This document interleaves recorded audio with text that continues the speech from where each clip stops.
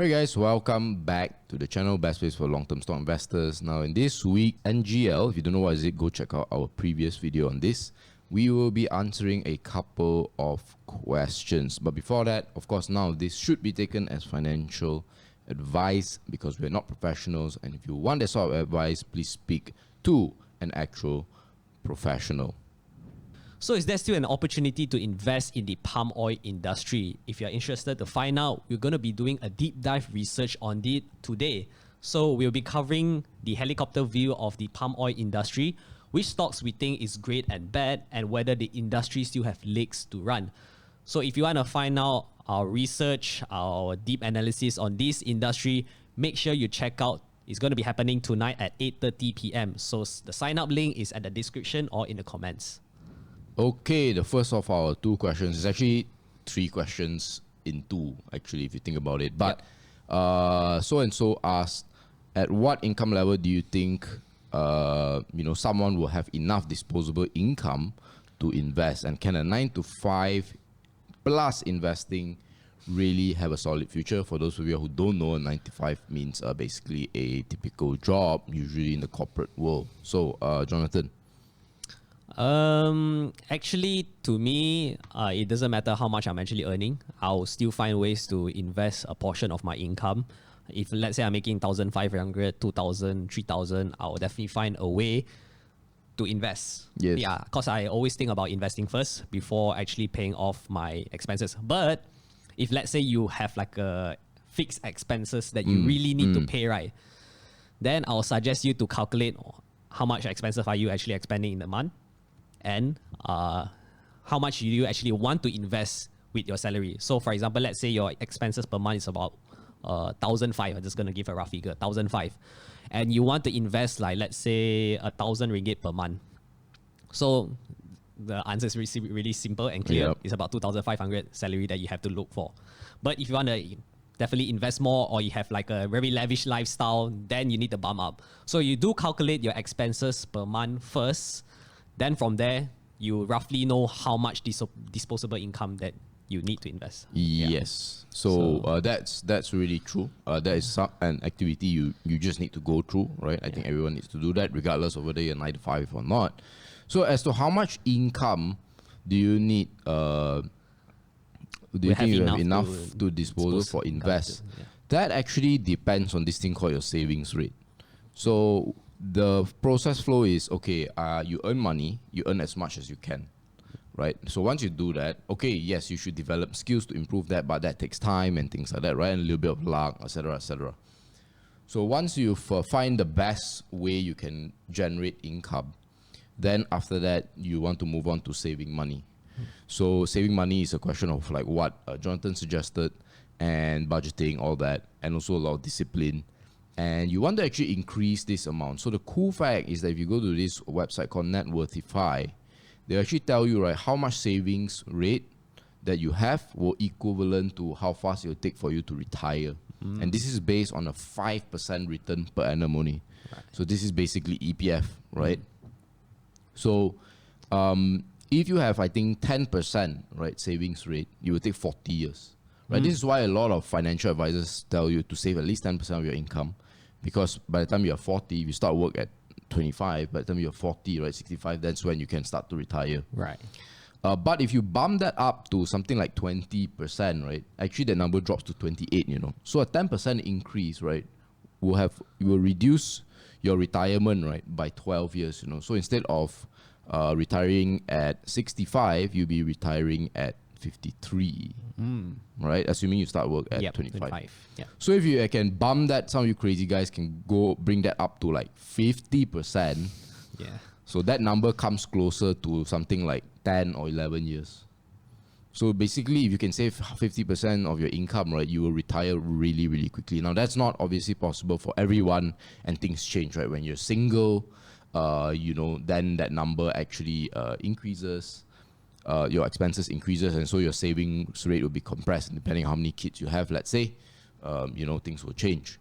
So in anticipation of that, then once you know how to save money, then you need to learn how to invest, essentially. So just now the assumption that I gave, or that net worth I gave, is 5%.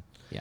But what investing helps you do is that it allows you to not have to save that much. So instead of 20% savings rate giving you 28 years of retirement, or maybe let's say 10%, right? 10% producing 40 years. But if you're able to grow your money at 10, 15%, then that number of 40 years can drop down to as low as 20. It's very, very possible. And if you do it at 15%, then it's even more, right? Yeah. So you need to focus on these three things. Yeah. And to answer that final question, yes, under a 9 to 5, this is definitely very possible. The only difference is, so a lot of people think that it's all about, you know, like people get rich and all that. It's about opening businesses. And it's true, like business people are generally richer. But you can definitely do it in the 9 to 5 as well. It's just that what you need to do, especially in your spare time, especially at work, is going to be a little bit different than a so-called entrepreneur. An entrepreneur, you know, income is irregular. He has to manage a lot of things. Whereas as a 9 to 5, you probably have to manage an entrepreneur, right? You have to work for one, and then you have to, you know, so-called climb the corporate ladder. And you need a lot of discipline to not keep up with the Jonases, right? Where basically you see someone else have a nice car, you also want to have a car. So all these things taking into taking into account in your life, 100%, I believe that a 9 to 5 is possible. Yeah, and if you want to look to improve your investing skills, we actually have this program called the SIB 2.0. So you can make sure to check it out. It's at the links in the description and comments, where we teach you how to actually invest, when to buy, when to sell. We even disclose to you our portfolio that we actually crafted together with our SIB community. And yeah, there's a lot of cool stuff inside there. You definitely benefit and you get a lot of value from this program. So make sure to check out, links in the description and in the comments. Okay, so now we move on to the second question, right? So this question is a little bit longer, and definitely you'll be able to answer this somewhat, right? All right. As a fresh graduate, right, buying a new car, a 42K Axia, for those who don't know, it's a Pro Dua, right? Or a 60K MyVi. Also another Pro Dua. Also another Pro Dua, right? But 18K difference in price. Yeah. Should I buy with the mindset of within my means, which is Axia, Pro Dua Axia, or buy with the intent to resell after 5 years, which is the MyVi?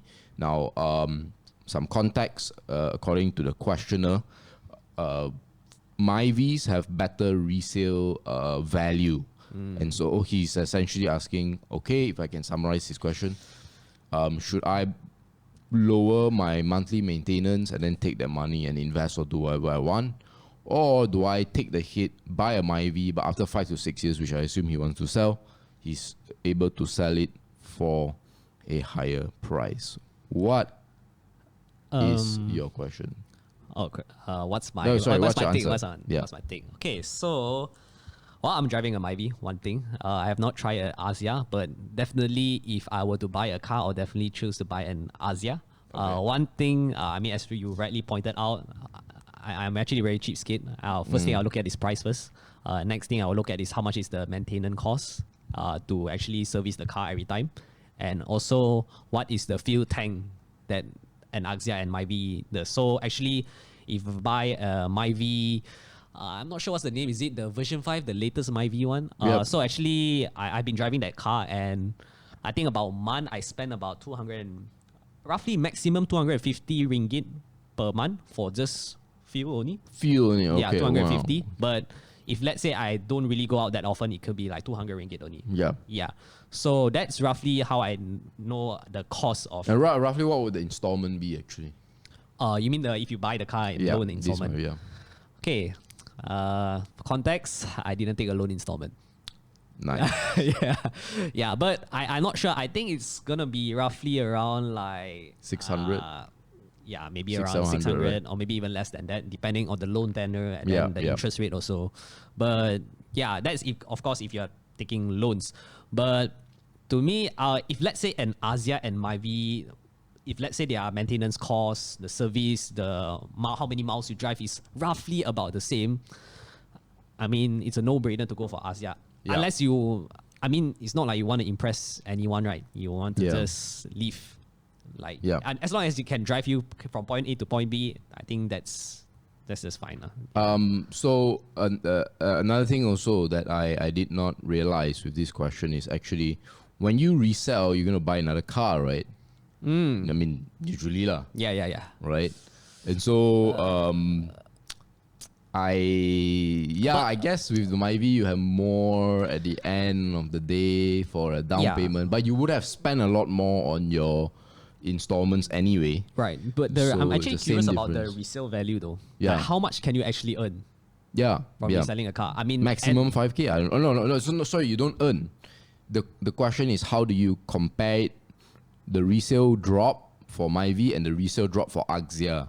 And I remember on Instagram when I responded on this, I just say, what's the maximum can you gain, quote unquote? 5,000 maybe.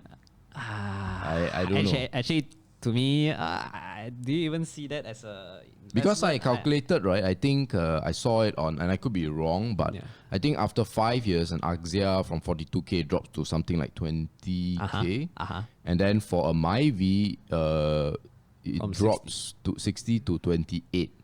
So it's a bigger drop actually. Okay. But again, I only saw one, right? So I don't know whether it's necessarily true. So yeah, thanks for bringing that up. But I think the conclusion here is this, right? Like, actually, whichever one you choose, right? It's the differences are so small. Yeah, exactly. So as a fresh grad, right? You want to spend time figuring on things that matter a lot more, right? Like improving your income, right? Choosing the right partner, things like that.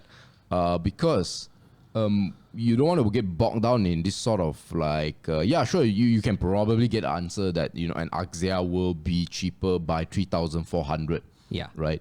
But again, therefore, right?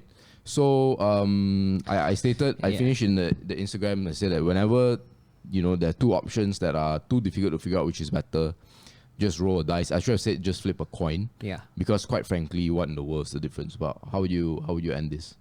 To me, I wouldn't even bother thinking too much about this because cars are depreciating assets. So this actually really take like maybe even few minutes of my time to actually decide. His question, I guess, is like, how which much one can I depreciate save? less? Yeah. I don't know. I guess it's a fun question, but it's not a consequential one in that sense. Yeah. But yeah, guys, hope you enjoyed the video. If you did, remember like, comment, subscribe, share it with a friend, of course. Click on the notification bell so that you know when new videos are fresh out. And we will see you in the next video. Bye-bye.